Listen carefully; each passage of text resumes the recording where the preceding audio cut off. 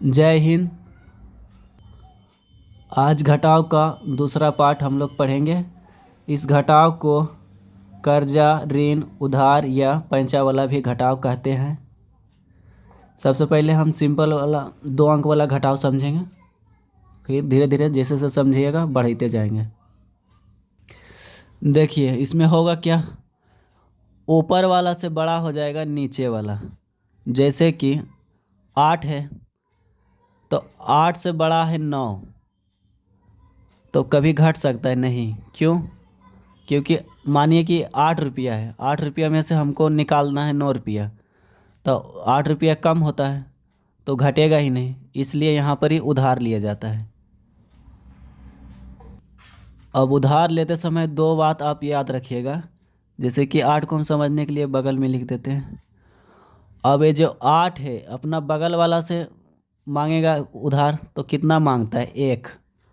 जब भी उधार मांगेगा इस तरह के घटाव में तो 1 ही मांगा जाता है, तो 1 ले लिए उधार। तो जब आप 1 उधार लेंगे तो 8 में अंक जो भी रहे उसके आगे लिखना है। तो यहाँ 8 अंक है तो 8 के आगे लिखेंगे, तो कितना हो गया? 18। अब देखिए इसको 8 ने समझिए, ये हो गया 18। अब 18 में से 9 घटा देना है, तो 9 जब घटाएंगे तो कितना बचता है? इस तरह से समझने के लिए हम बगल में लिख दिए। तो 18 में से 9 घटाएंगे तो बचता है 9।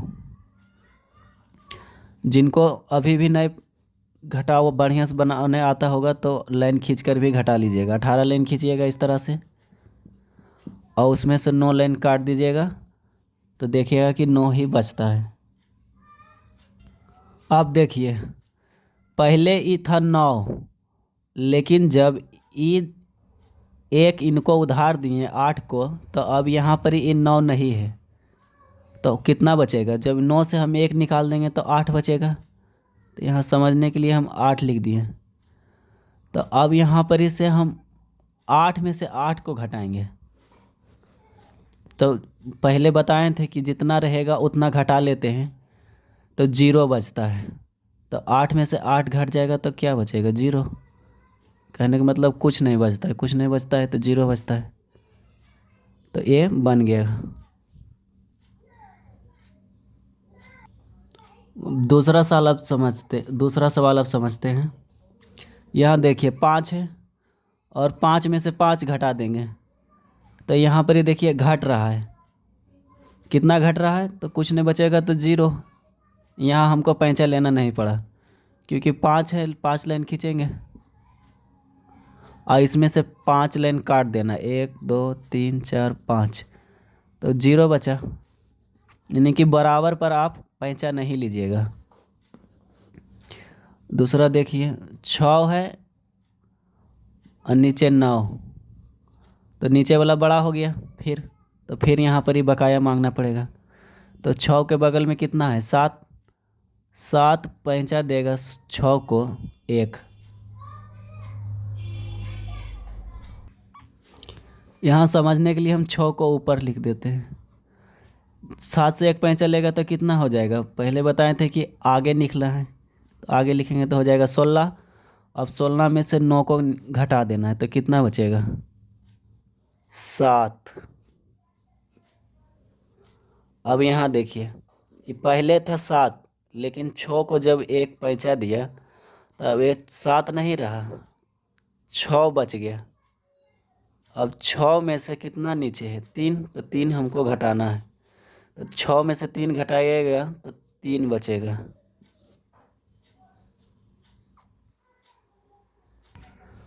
यह तीसरा टाइप है, इनको बढ़िया समझिए।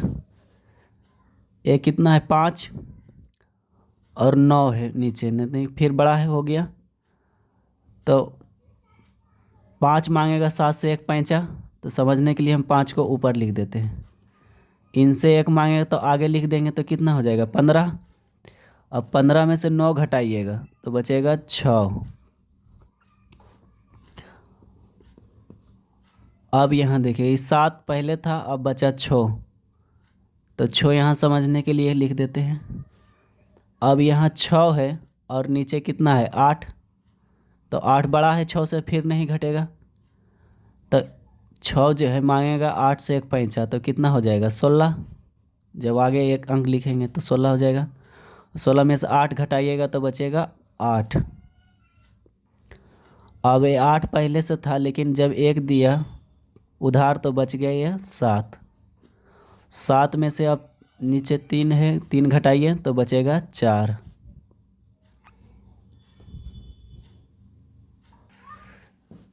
इसको समझिए।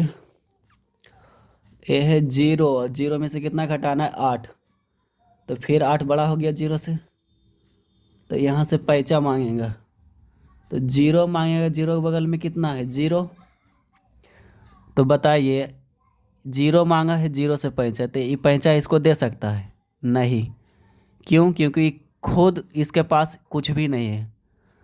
तब देखिए यहाँ पर क्या होता है, जब ये 0 मांगा है इससे उधार, तो ये बोला कि मेरे पास कुछ नहीं है, तो यह 0 क्या करेगा, अपना बगल वाला से मांगेगा। तो बगल में कितना है 9, तो 9 देगा इसको पैंचा। 9 जो है उधार देगा इसको 1 रुपये, और यह जो है फिर इसको उधार देगा। इस तरह से इसमें होगा। तो इनको बनाते हैं। जब 9 0 को उधार देता है, यहाँ पर 0 समझने के लिए लिख देते हैं। जब 9 उधार दिया इसको 1 रुपया, तो ये कितना हो जाएगा 10। अब यह 10 होने के बाद इस 0 को देगा 1 रुपया, तो यहाँ पर भी 0 लिख देते हैं। इस 0 को हम यहाँ लिख दिए हैं समझने के लिए। 1 रुपया दिया है तो यह कितना हो गया 10। अब घट जाएगा, देखिए यहाँ से पहले था 0 लेकिन अब हो गया 10। अब 10 में से कितना नीचे है 8, 10 में से 8 घटाएगा तो बचेगा 2। अब यहाँ देखिए आध भी रखिएगा। पहले था 10 लेकिन यही ने 1 रुपया इसको दिया, तो अब यह 10 नहीं है 9 है। 9 रुपया बचा, तो 9 में से 3 अब घटाइए। 10 में से घटाइएगा तो गलत हो जाएगा, क्या है कि इस 1 रुपया पहले से दे दिया ये, तो 9 है, और 9 में से 3 घटाइए तो कितना बचता है 6। उसके बाद यहाँ आइए, पहले था 9 लेकिन अब 9 नहीं है, कितना है 1 रुपया जब यह उधार दिया तो बच गया 8। अब 8 में से निकालना है 3, तो कितना बचेगा 5। यह आखिरी सवाल हमने लिया है, और इसको आप बढ़िया से समझिए। इसको समझने के बाद लगभग आप अच्छे से बनाना सीख जाएंगे घटाओ। और यदि समझ में नहीं आए तो फिर से दोबारा वीडियो के ज़रूर देखिए, तब क्लियर से समझ में आ जाएगा। देखिए कितना है 0, उसमें से निकालना है 5, छोटा हो गया, तो यह 0 मांगेगा किससे पैंचा, बगल वाला से मांगता है, तो बगल में 8 है। तो यहाँ समझने के लिए आप हमेशा ऊपर लिख दीजिए, काहे कि 1 भी लिखना होता है फिर। तो 8 देगा 1 रुपया, यानी कि 1, तो 0 आगे लिखेंगे तो कितना हो जाएगा 10। 10 में से घटाना है 5, तो 5 बचेगा। उसके बाद आइए 8 था पहले लेकिन इसको दिया 1, तो हो गया यह 7। 7 बचा है, और 7 में से कितना घटाना है 9। तो फिर देखिए 7 था लेकिन घटाना है 9, तो 9 बड़ा है, घटेगा ही नहीं। तो क्या करेगा, अब 7 जो है उधार मांगेगा अपना बगल वाला से, तो बगल में है 0, तो 1 कहाँ से देगा, ये तो खुद ही कंगाल है। तो अब ये 0 है जो 9 से मांगेगा उधार, तो 9 देगा 1 रुपया उधार, तो कितना हो जाएगा 0 10। अब ये 10 होने के बाद देगा 7 को 1 रुपया पैंचा, तब यह 7 7 नहीं रहेगा, हो जाएगा 17। अब 17 में से आप 9 घटा लीजिए, तो 9 घटाइएगा तो कितना बचेगा 8। उसके बाद देखिए ये 10 हो गया था, लेकिन जब इसको दिया था 5 7 को तो ये 10 नहीं अब रहा, कितना रहा 9। ऊपर में लिख देते हैं समझने के लिए 9। अब 9 में से कितना घटाना है, नीचे कितना है 6, तो 6 घटाएंगे तो कितना बचेगा 3। अब यहाँ देखिए ये 9 है लिखा हुआ, लेकिन अब 9 नहीं है, क्योंकि यही तो उधार दिया था 0 को, फिर 0 दिया 7 को, तो ये बचा अब कितना 8। 9 में से 1 निकालेंगे तो कितना बचेगा 8, और 8 को कितना से घटाना है, नीचे देखिए इसके नीचे कितना है 3, तो 3 घटाएगा तो बचेगा 5।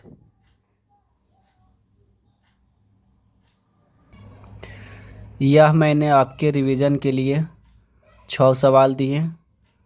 जब बढ़िया समझ में आ जाए तो आप प्रैक्टिस इन 6 सवाल का ज़रूर करिएगा।